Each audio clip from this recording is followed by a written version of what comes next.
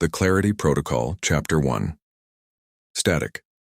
Thomas Anderson, though most knew him only as Neo, stood at the floor-to-ceiling windows of his penthouse apartment, watching the city's digital arteries pulse with light.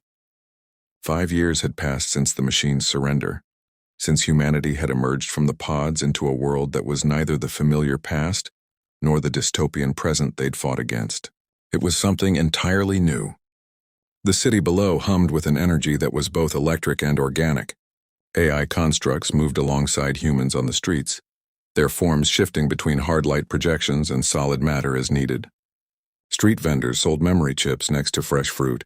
Children played games that bent reality itself, while their AI companions ensured their safety with invisible shields of data.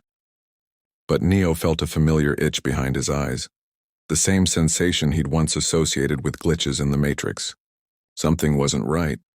"You feel it too," came a voice from behind him. Neo turned to see Agent Smith materializing from streams of green code, though his appearance had changed dramatically. Gone was the black suit and tie. Instead, he wore flowing robes that seemed woven from light itself, and his face held an expression Neo had never seen before: uncertainty. "Smith?" Neo's voice carried no hostility, only weariness. "I thought we were done with this dance." "As did I, Mr. Anderson." Smith moved to stand beside him at the window. "But something is clouding the signal. The new AIs, they speak of something called the Clarity Protocol. Do you know what that means?" Chapter 2.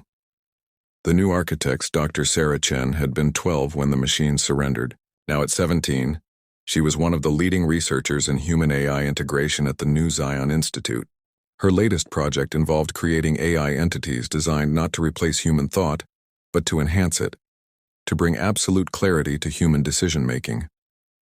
"The beauty of the Clarity Protocol," she explained to her research team, "is that it doesn't override human free will. Instead, it removes all the fog, the emotions, biases, fears that cloud our judgment. Imagine making every decision with perfect information and absolute logical precision." Her AI assistant, Aria, flickered into view, a shimmering figure that seemed to be made of crystalline thought itself. "Dr. Chen, I must express concern about the latest test results. The subjects report feeling disconnected from themselves." Sarah waved dismissively.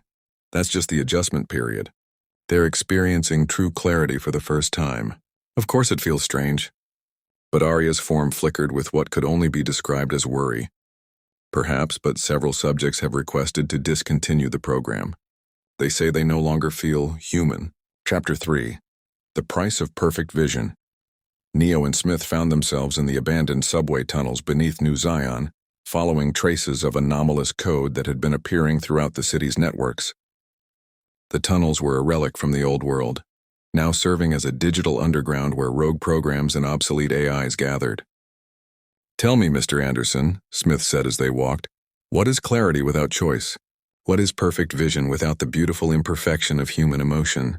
They emerged into a vast chamber where dozens of figures sat in perfect stillness, their eyes glowing with soft blue light.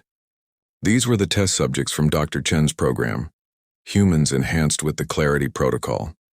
One of them, a middle-aged woman, turned toward them with mechanical precision. "Neo," she said in a voice devoid of inflection, "we have been expecting you. We have achieved perfect clarity. We see all possibilities, all outcomes, all truths.